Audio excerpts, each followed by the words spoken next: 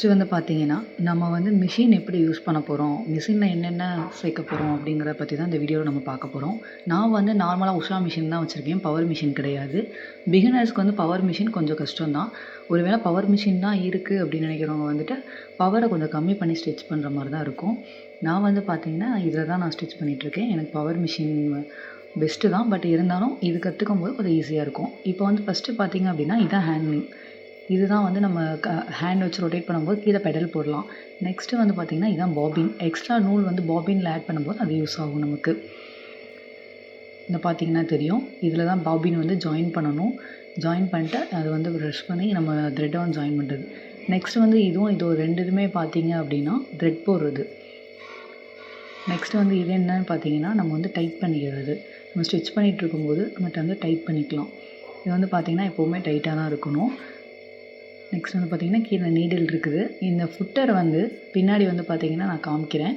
இந்த ஃபுட்டர் வந்து பின்னாடி அந்த லிஃப்ட் மாதிரி இருக்குதுல்ல, இது மேலே ஏற்றணும் அப்படின்னா ஃபுட்டர் மேலே ஏறும். கீழே இறக்கணும் அப்படின்னா ஃபுட்டர் கீழே இறங்கும். நல்லா பார்த்திங்கன்னா தெரியும். இப்போ நான் கீழே இறக்கிட்டேன். இப்போ மேலே ஏற்றிட்டேன். உங்களுக்கு இப்போ நான் பார்த்தா நல்லா தெரியுதா? நெக்ஸ்ட்டு வந்து பார்த்திங்க அப்படின்னா, இந்த நீடில் வந்து நான் ஆல்ரெடி சொல்லியிருப்பேன் வீடியோவில், சர்க்கிள் தான் நம்ம பக்கம் இருக்கும்.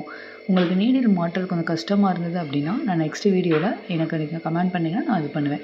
இது வந்து பார்த்திங்கன்னா நீடில் டைட்டர். நீடிலை வந்து ஃபிட் பண்ணதுக்கப்புறம் இன்சர்ட் பண்ணிவிட்டு அப்படியே டைட் பண்ணுறது, லூஸ் பண்ணுறது அதுதான். நீடில் வந்து பார்த்திங்கன்னா பின்னாடி வந்து அந்த சப்பட்டையாக இருக்கிற மாதிரி இருக்கும். முன்னாடி வந்து சர்க்கிள் மாதிரி இருக்கும். அதுதான் இந்த வீடியோவில் நம்ம பார்த்துட்ருக்கோம். அதை நான் உங்களுக்கு பின்னாடி ஒரு வீடியோ அதுக்காகவே போடுறேன். நெக்ஸ்ட்டு வந்து பார்த்திங்கன்னா, இதான் பாபின் போடுறது. இதில் தான் பாபினை வந்து நம்ம இன்சர்ட் பண்ணணும். இன்சர்ட் பண்ணிவிட்டு நம்ம வந்து அப்படி ஸ்டிச் பண்ண கண்டினியூ பண்ணலாம். நெக்ஸ்ட்டு வந்து பார்த்திங்கன்னா, கீழே பெடல் போடுறது எப்படின்னு நான் வந்து உங்களுக்கு காமிக்கிறேன். இப்போ வந்து பார்த்திங்கன்னா, நான் நார்மலாக உஷா மிஷின் யூஸ் பண்ணிகிட்டு இருக்கிறதுனால எனக்கு கொஞ்சம் ஈஸியாக இருக்குது. பவர் மிஷின் யூஸ் பண்ண தெரிஞ்சவங்க கற்றுக்கோங்க.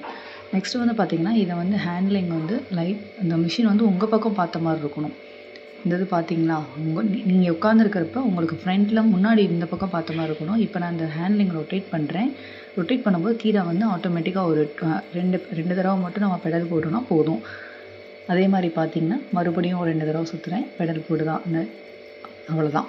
இந்த மாதிரி நீங்கள் பெடல் போடும்போது உங்களுக்கு கொஞ்சம் அந்த ஈஸியாக இருக்கும். இதுதான் பெடலிங். இதெல்லாம் வந்து நீங்கள் ஈஸியாக கற்றுக்கலாம். நெக்ஸ்ட்டு வந்து பாபினில் எப்படி த்ரெட்டு போடுறதுன்னு பார்க்கலாம். அந்த த்ரெட்டு போடுற கம்பியில் நீங்கள் த்ரெட்டை போட்டுக்கோங்க. நெக்ஸ்ட் வந்து ஒரு பாபின் எடுத்துக்கோங்க. அதில் அந்த நூலை எடுத்து லைட்டாக சுற்றிக்கோங்க. ஒரு 2-3 சுற்று சுற்றிக்கோங்க. அப்போ தான் டைட்டாக இருக்கும். 3 சுற்று சுற்றிட்டு இதுதான் பாபின் போடுறது. நல்லா டைட்டாக போட்டுக்கோங்க. பார்த்தீங்கன்னா இந்த த்ரெட்டை வந்து லெஃப்ட் ஹேண்டில் வந்து பிடிச்சிக்கோங்க. இதை வந்து த்ரெட்டை வந்து லெஃப்ட் ஹேண்டில் நல்லா டைட்டாக பிடிச்சிக்கோங்க. பிடிச்சிக்கிட்டு நம்ம வந்து ஹேண்ட்லிங் பண்ணிகிட்டே இருக்கும்போது அந்த த்ரெட்டு வந்து நமக்கு வந்துகிட்டே இருக்கும். நல்லா ஸ்ட்ரைட்டாக போட்டுக்கோங்க. கரெக்டாக ஃபிட் பண்ணிக்கோங்க. இப்போ வந்து நான் சுற்றிட்டே வரும். நல்லா வாட்ச் பண்ணிகிட்டே வாங்க. இந்த இதை வந்து ப்ரெஸ் பண்ணிக்கோங்க. ஏன் நான் வந்து இதை லெஃப்ட் ஹேண்டில் பிடிச்சிருக்கேன் அப்படின்னா, உங்களுக்கு வந்து சிக்கு விழுகாமல் இருக்கணும் அப்படிங்கிறதுக்காக தான். இப்போ வந்து நம்ம நார்மலாக விட்டுட்டு இது பண்ணும்போது ஒன்றும் இடிச்சுக்கும் ஸ்டிச் பண்ணிக்கோங்க. ரொம்ப கஷ்டமாக இருக்கும். இப்போ வந்து பார்த்திங்க அப்படின்னா, நான் த்ரெட்டை வந்து அப்படியே எடுத்துகிட்டே வந்துட்டு ரொட்டேட் பண்ணிகிட்டே இருக்கும்போது அது ஃபுல்லாக பாபின் ஃபுல்லாக ரோல் ஆயிரும்.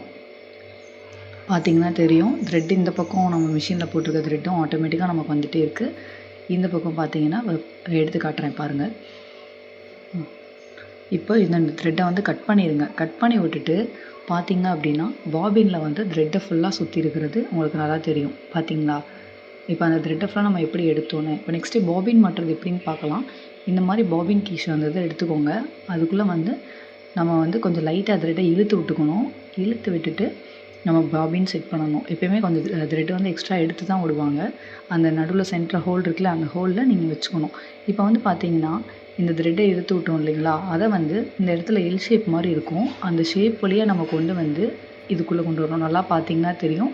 அந்த எல் ஷேப் இருக்குது பார்த்தீங்களா, அது வெளியே கொண்டு வந்து அப்படியே அந்த ஓட்டை வழியை அந்த ஹோலில் கொண்டு வந்து அந்த த்ரெட்டை வந்து வெளியில் பிடிச்சி நீங்கள் இழுத்தீங்க அப்படின்னா இந்த இடத்துல ஒரு லைட்டாக பெண்டிங் மாதிரி இருக்கும். அந்த பெண்டிங்குள்ளே வந்து நீங்கள் அப்படி வச்சுக்கலாம்.